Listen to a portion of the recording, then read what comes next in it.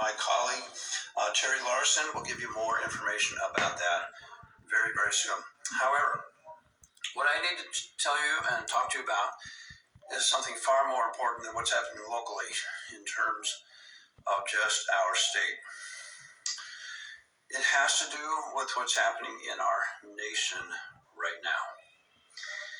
Let me give these things to you in numerical order. Number one, if President Trump does not enact martial law and the Insurrection Act, perhaps both, in the next few days, he will be violating his oath of office to protect the Constitution of the United States.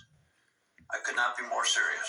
I am deadly serious. If he does not do that, and I have every expectation that he will do that, if he does not do that, he'll be violating his oath of office, which he promised he would never do.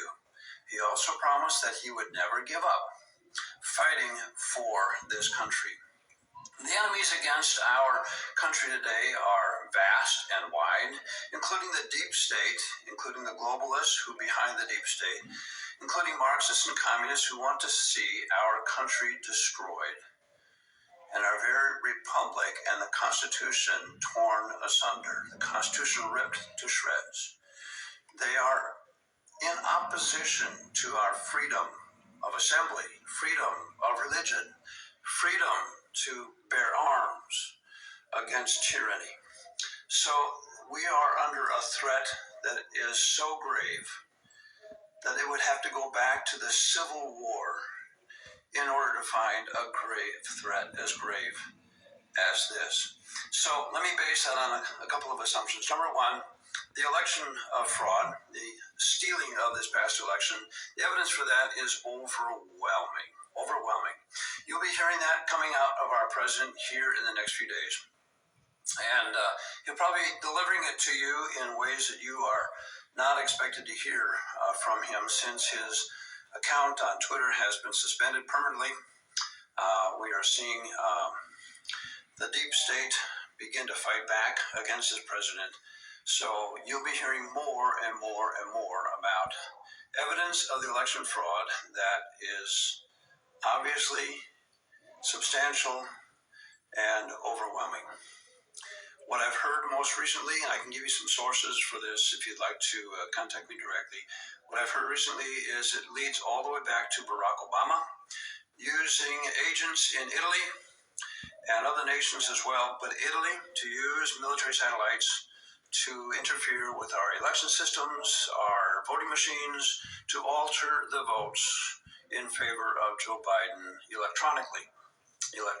This is high treason. Barack Obama, this is high treason. And you deserve to be arrested and tried.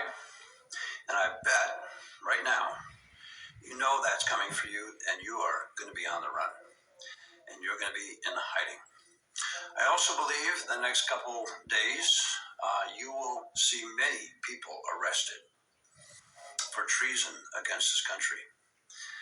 I am not being sensational, but I believe that Nancy Pelosi, Chuck Schumer, many others as well, perhaps even Mitch McConnell, and possibly, just possibly, Vice President Pence will also be arrested for treason. I believe all of these people are compromised morally, financially. They're using blackmail to make them do their bidding. And so expect to see many, many arrests in the next week or so. I believe that will be happening. Also expect a news blackout. It's happening already. Twitter has suspended President Trump's Twitter account, and there will be others as well. Many others have had their Twitter accounts suspended. I believe that Facebook will be blocking these video blogs as well for me, and so therefore you're going to have to probably catch this on our website. No doubt, if you would like to get directly to our website, go to cornerstoneofalexandria.com, all one word, cornerstoneofalexandria.com, or you can contact me directly through email at Pastor Darrell, RRYL at Cornerstone of Alexandria.com. You won't be getting news, accurate news, true news from any other source except for reliable media that is outside the mainstream. So let me encourage you, stop listening to the mainstream news. Stop listening to ABC, NBC, CBS, MSNBC, CNN, NPR. They are all lying to you. They're all lying to you. Talked to a pastor this past week. I believe he's been listening to nothing but NPR and mainstream news, and he is totally bought into their lies. Totally. And is blinded. Literally, I believe that he is blinded to the truth of what is really happening in our world today.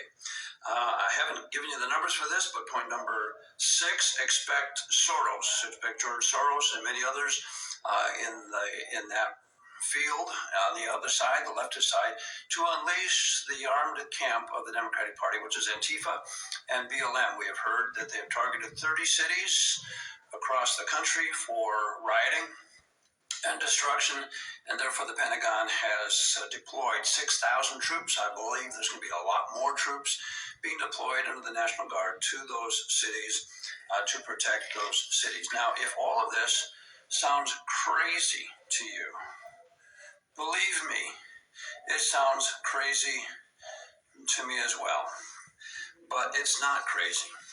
Based on what I know, based on what I've heard generals admit, and they are in the know. They are telling us through websites that I can recommend to you that this is all true and what is happening, and to expect military action, military salvation to our country through martial law and the Insurrection Act. Another question you could ask of me is, why am I so passionate about this as a pastor?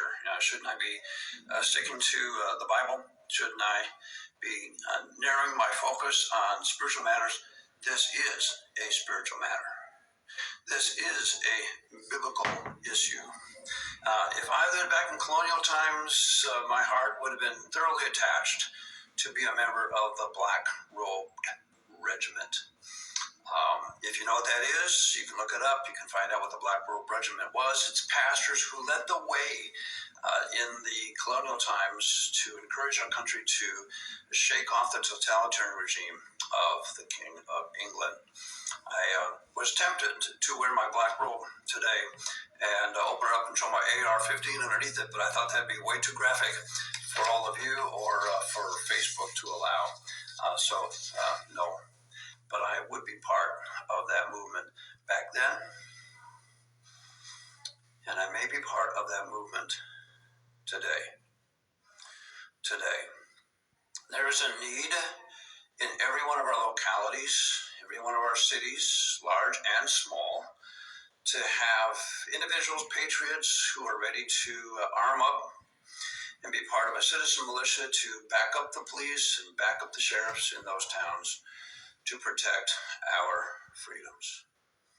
Once again, the cross behind me, I hope you can see that just a little bit.